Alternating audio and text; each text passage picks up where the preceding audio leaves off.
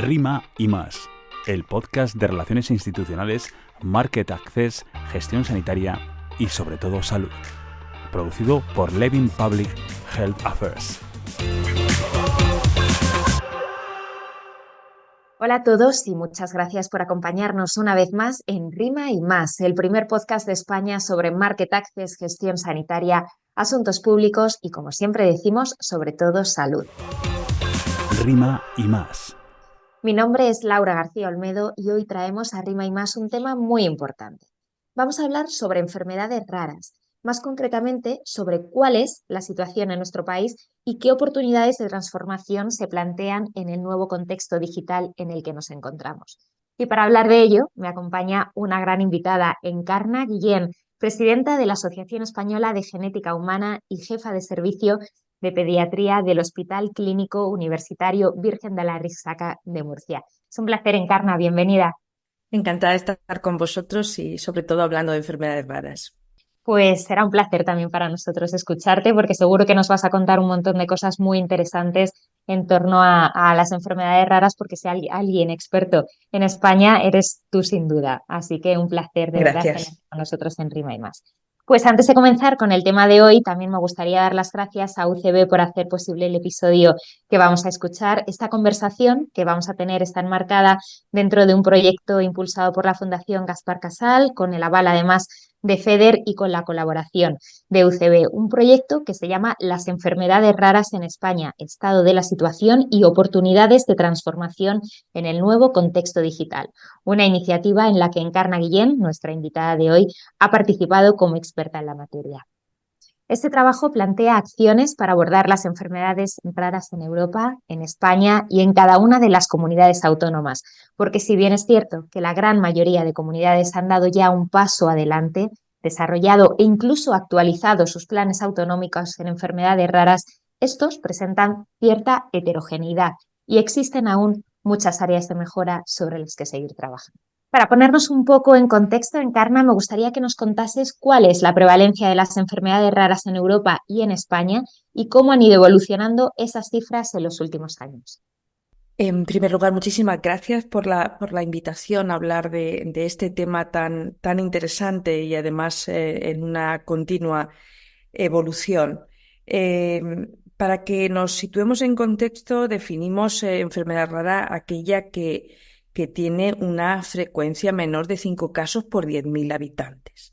Es cierto que existen unas 7.000 enfermedades raras diferentes y que tenemos muchos problemas para llegar a una cifra estimativa real hasta que no podamos registrar todos los pacientes. Pero por cálculos aproximados estimamos que en España hay unos 3 millones de personas que padecen enfermedades raras. Es verdad que aproximadamente decimos también que unos 12 millones conviven con ellas, porque no solo afecta a aquel que la tiene, sino también a aquellos que se relacionan con otros familiares, etcétera, etcétera. Y pues a nivel europeo podemos hablar de unos 30 millones de personas afectadas por enfermedades raras. Estas cifras dan cuenta de un verdadero problema de salud pública, porque cuando las analizamos individualmente, cada una de ellas puede afectar a un número pequeño de personas, pero sin embargo en su conjunto el volumen es muy, muy significativo. Y además suponen un reto a todos los niveles desde el punto de vista sanitario y social. Y por tanto, para todos nosotros es un tema que nos despierta gran interés para poder proporcionar una atención integral que mejore la calidad de vida de estas personas. Y hablando de esa calidad y esa asistencia integral, ¿no? La estrategia de enfermedades raras del Sistema Nacional de Salud se encuentra activa y en desarrollo en la mayoría de las comunidades autónomas. ¿Qué logros se han alcanzado desde su implantación en 2009? Pues efectivamente se implantó esa estrategia en 2009, se actualizó en 2014 y estamos pendientes actualmente de poder de nuevo formalizar una nueva estrategia, ¿no? Es cierto que en estos días últimos se ha publicado el informe de evaluación de esa estrategia y en los indicadores que se han analizado se ha podido constatar un índice de cumplimentación por encima del 80% en algunos de esos indicadores que tienen que ver con información, con asistencia sanitaria, con coordinación sociosanitaria, con investigación, etcétera. Pero, bueno, pues este desarrollo, aunque las cifras parecen optimistas, precisa concreción en algunas áreas y esto es importante ¿para qué? Pues para que la velocidad del desarrollo de cada una de esas áreas prioritarias en cualquiera de las comunidades autónomas que componen nuestro país sea similar, de forma que minimicemos las diferencias que puedan existir entre territorios, porque realmente los pacientes no son responsables de vivir en uno o en otro lugar. Por ejemplo, pues empezando por algunas acciones que se implementan a partir del nacimiento, como es el cribado neonatal, pues hemos comprobado diferencias muy importantes en cuanto al territorio, ¿no? En cuanto a las comunidades autónomas. Y aunque la cartera básica de servicios recientemente ha aumentado el número de enfermedades raras metabólicas a cribar, de 7 a 11, pero realmente existen comunidades con el cribado de más de 40 enfermedades, como puede ser la de Murcia o Galicia, y otras comunidades que se quedan con menos. Una de las cuestiones fundamentales es armonizar y homogeneizar esto a nivel del territorio nacional, y como el cribado neonatal pues sucede con muchos otros aspectos que tienen que ver con la prevención, con la asistencia o con la investigación. Justo comentabas que el 80% de las líneas estratégicas de esta estrategia más o menos se está cumpliendo. También hemos avanzado mucho, como estás comentando, en cribado neonatal.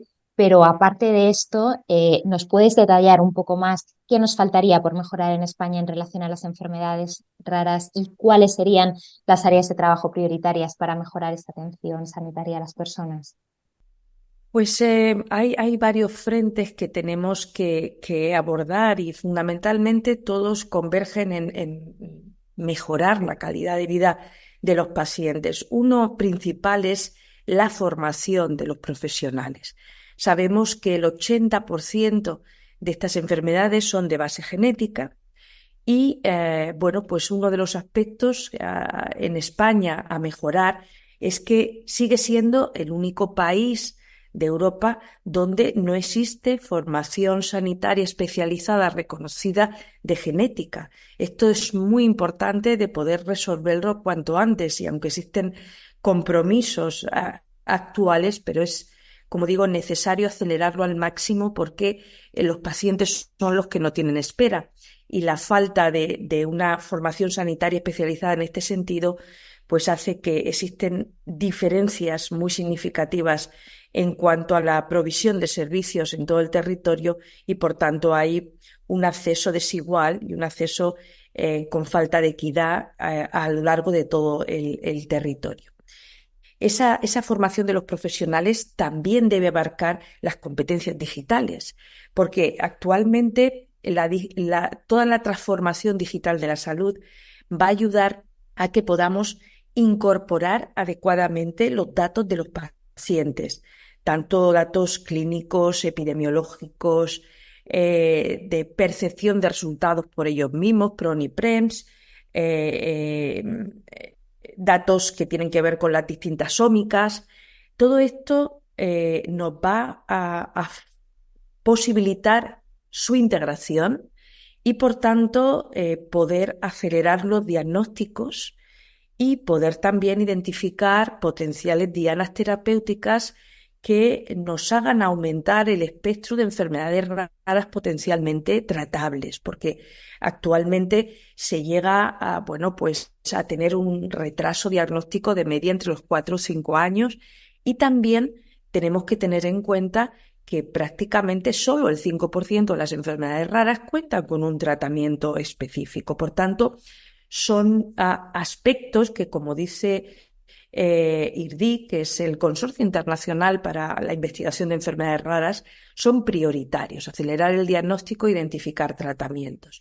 Y estas competencias digitales van a hacer que nosotros codifiquemos bien los datos, que los integremos, que podamos obtener información adecuada, que podamos aplicar herramientas de inteligencia artificial y algoritmos que nos aceleren la posibilidad de identificar una enfermedad rara, y, por supuesto, también nos va a permitir poder a distancia monitorizar pacientes y mejorar también todo lo que sea la obtención de datos que nos permita analizar los resultados en salud, que son tan importantes.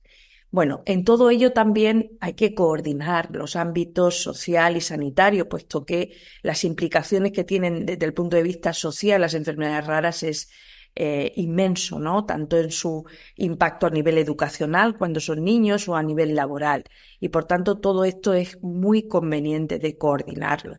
Luego, mejorar también los planes de financiación para la implementación de las estrategias autonómicas o los planes autonómicos, para que realmente podamos desplegar todas las acciones. Hacer sistemas de información interoperables entre todos los servicios de salud, que realmente nos permitan trabajar de forma coordinada, en red y multidisciplinar, no solo entre los distintos ámbitos, como puede ser la primaria y el hospital, sino también entre los distintos comunidades autónomas y diferentes servicios de salud, ¿no? Y luego pues hay también aspectos que podíamos mejorar, como es en la autorización rápida de medicamentos, para que aquellos que han sido identificados como potencialmente pueden mejorar la calidad de vida de los pacientes, que estos pacientes tengan un acceso rápido. Entonces, estas líneas de fast track también hay que poder mejorarlas para, sin duda, llegar más rápidamente al paciente, ¿no? Encarna, de las cosas que estás comentando, hay dos sobre las que quiero que profundicemos un poquito, ¿no? Una de ellas es todo el tema de la digitalización, porque además también hablabas de que tenemos un reto por delante, que es la formación a profesionales sanitarios. Y uniendo un poquito esta formación en profesionales sanitarios y esto que tiene que ver con la digitalización, mi pregunta es que ¿cuáles serían los conocimientos y competencias relacionados con la digitalización sobre los que se debería formar a los profesionales de atención primaria para disminuir el retraso diagnóstico en enfermedades raras y, en definitiva, para preservar la calidad de los servicios de salud que reciben estos pacientes? Bueno, es cierto que la atención primaria va a ser un nivel asistencial fundamental para la detección de enfermedades raras, pero es lógico pensar que esta formación de profesionales de la salud y sobre todo de los médicos que tienen que detectar estas enfermedades tiene que empezar desde pregrado. Por tanto, estas competencias digitales tienen que estar perfectamente integradas en los programas universitarios del grado de medicina y otras profesiones de la salud, porque, bueno, pues el paciente con enfermedad rara puede ser detectado a nivel del médico, que es el profesional que se va a encontrar de forma inmediata, pero también a veces otros profesionales, como puede ser enfermería, psicología, fisioterapia, etcétera, deben de tener conciencia y estar sensibilizados con la posibilidad de encontrarse con un paciente con una enfermedad rara. Entonces, estas competencias, tanto de conocimiento sobre enfermedades raras como de transformación digital, deben de estar integradas en los grados. Luego, además, esto debe estar presente también en la formación continuada.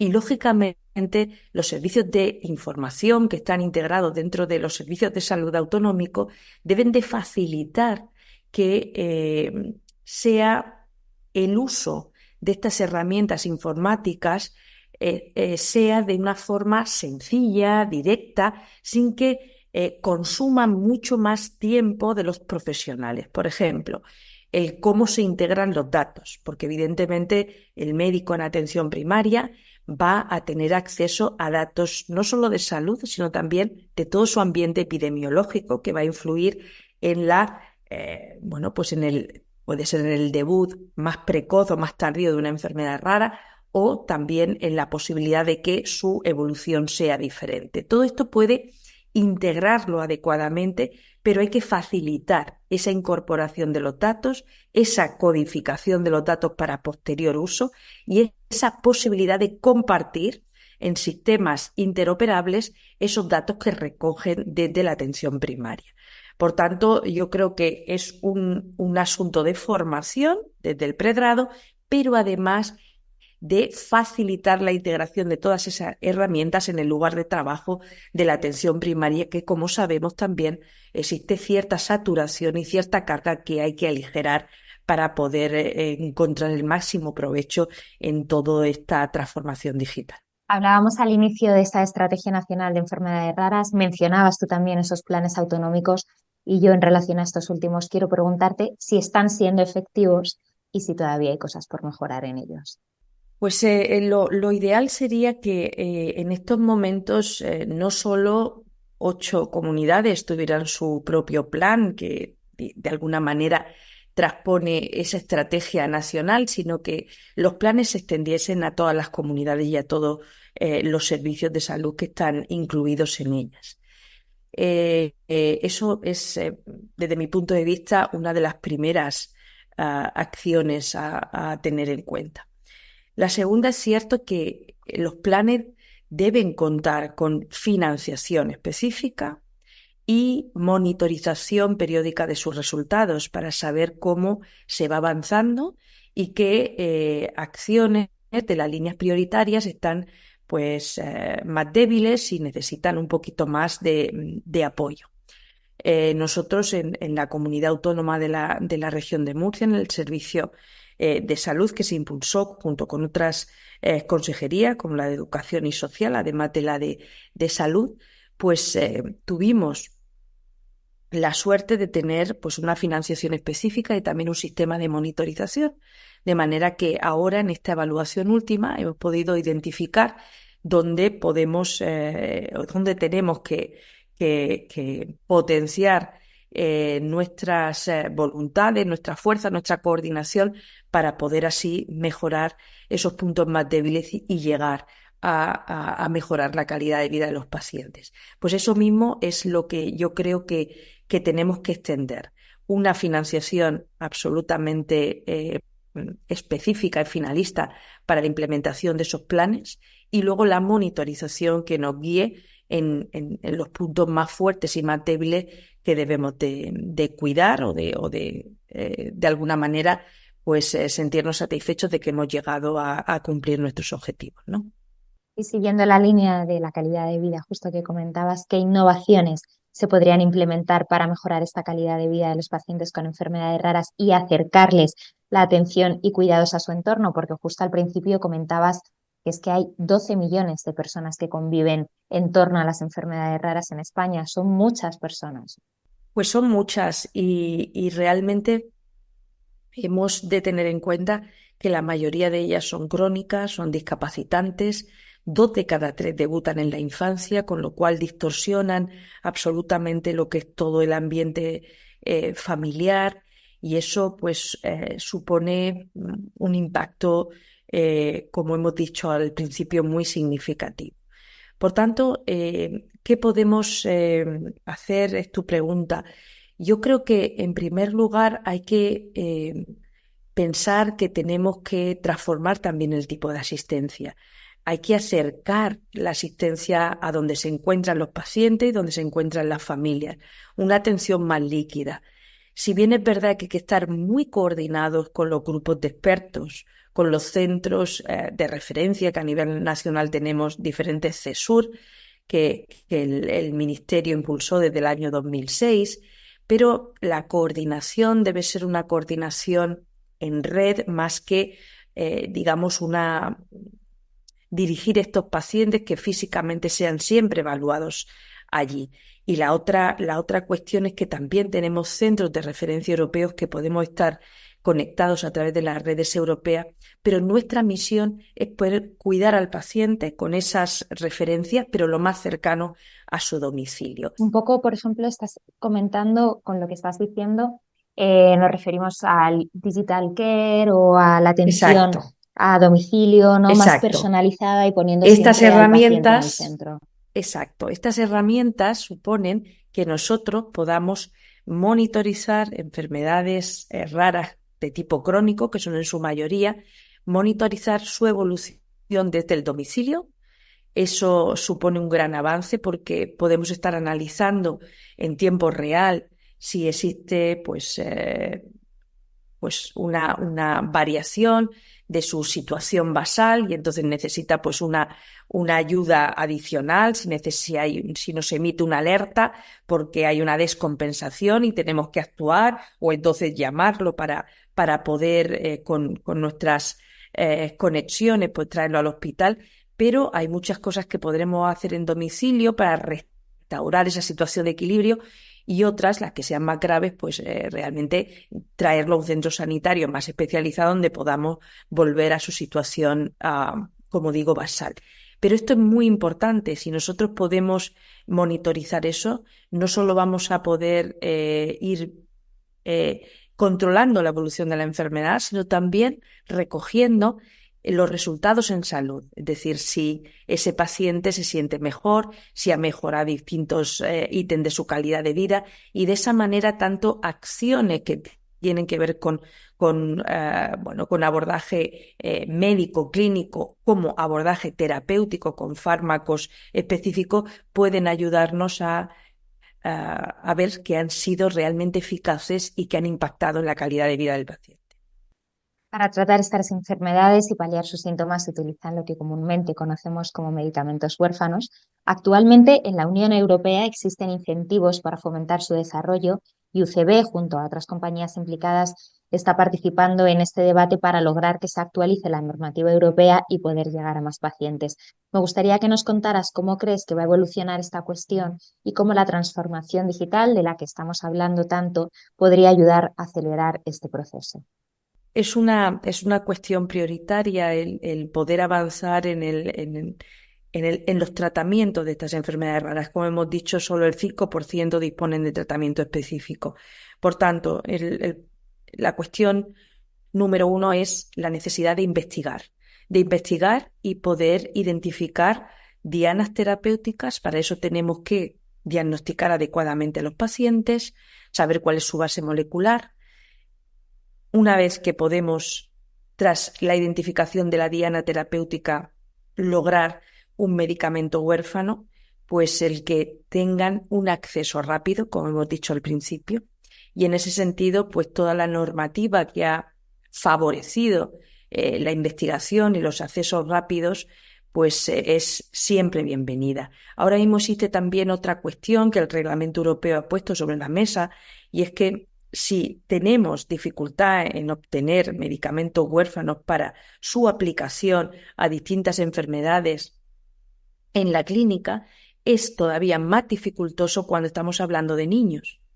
Y entonces existe una prioridad adicional en la investigación de medicamentos huérfanos y además para la población pediátrica, que es otro colectivo mucho más vulnerable.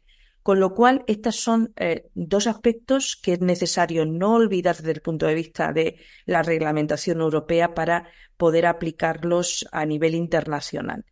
Y la segunda cuestión es que tras la identificación de un posible medicamento huérfano que puede ser beneficioso para controlar la evolución de una enfermedad, para mejorar la calidad de vida, para en algunos puntos poder curarla, pues es necesario obtener vías rápidas de acceso.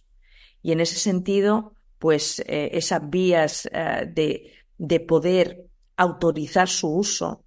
Verdad que en España existen protocolos para uso de medicamentos en situaciones especiales, pero es necesario pues, poder de alguna manera afianzar esas vías de fast track y que pues podamos disponer, sobre todo para aquellas enfermedades donde los días son tan importantes, porque son enfermedades que van avanzando inexorablemente y son degenerativas y a veces pues los días que se pueden utilizar para su autorización, los meses, que estamos en un término medio de casi 2 años, a veces para la autorización definitiva, pues acortar ese tiempo es simplemente ganarle días a la posible situación fatal que pueden sufrir algunos pacientes y, por tanto, es para nosotros una prioridad. Y ¿Y creo qué modelos de financiación propondrías para ello? pues hay modelos en los que se adelanta su acceso y, sobre todo, pues identifica el cuál es sus resultados en salud, ¿no? En tiempo real. Esto es muy importante porque se va monitorizando a partir también de su administración. A veces sabemos incluso que tenemos una limitación en las Ns, en el número de pacientes que podemos utilizar para los ensayos clínicos, y no podemos esperar tampoco a la finalización de ensayos clínicos. Por tanto, esta posibilidad de adelantarnos y de poder evaluar los resultados y pactar pues, modelos de financiación por resultados en salud, pues puede ser también muy importante para los pacientes, ¿no? Esto yo creo que está en la mente de todos y, de hecho, pues en algunos de los tratamientos que ahora se están incorporando ya se está adoptando este tipo de modelos que yo creo que tienen mucho sentido dentro del ámbito de las enfermedades raras. Pues ya por último, Encarna, y para concluir este episodio, sí que me gustaría que nos dijeras qué crees que va a aportar este proyecto sobre enfermedades raras y digitalización. Pues yo creo que este documento tiene por una parte el valor de haber analizado específicamente pues tanto la estrategia nacional como los planes autonómicos y su implementación, ¿no? Esto ya nos ayuda a situarnos en el contexto. Pero la segunda parte de este documento, en el que, bueno, pues a través de una reflexión pausada, con visiones muy diferentes, complementarias, desde el ámbito multidisciplinar, hicimos sobre las distintas acciones necesarias o prioridades para mejorar la calidad de vida de los pacientes. Yo creo que también tiene valor para que las autoridades sanitarias pues, puedan tomar aquellas reflexiones que les sean de mayor utilidad, porque supone, sin duda, pensamientos que emergen de experiencias y de visiones muy distintas de varios de nosotros que hemos colaborado en la realización de este documento. Y en ese sentido yo creo que puede contribuir bueno, pues a diseñar otros planes o actualizar planes que mejoren la calidad de vida de los pacientes con enfermedades raras, que es el objetivo común que perseguimos todos. Pues Encarna, muchas gracias. Hay mucho por hacer todavía, pero ojalá poquito a poco sigamos dando pasos en la buena dirección. Gracias por habernos acompañado hoy en nuestro podcast, en Rima y Más. Ha sido un honor de verdad y un auténtico placer tenerte aquí, escucharte y aprender contigo y aprender de ti. Así que no sé si quieres aportar algo más o comentarnos alguna cosa. Pues agradeceros también enormemente que hayáis pensado en mí para poder reflexionar durante unos minutos sobre enfermedades raras y poder, bueno, pues aportar el granito de arena que puede suponer mi experiencia y mi visión. Muchísimas gracias a vosotros. Muchas gracias, Encarna. Nosotros nos despedimos hasta el próximo episodio de Rima y Más, el primer podcast de España sobre Market Access, gestión sanitaria, relaciones institucionales y, como siempre decimos, sobre todo, salud. Muchas gracias una vez más a UCB también por apoyarnos en esta iniciativa. Podéis escuchar Rima y Más en todas las plataformas de podcast y en nuestro canal de YouTube, y además podéis seguirnos en las redes sociales de Levin Public Health Affairs, donde os iremos adelantando nuevos invitados y contando un montón de cosas. Muchas gracias por escucharnos.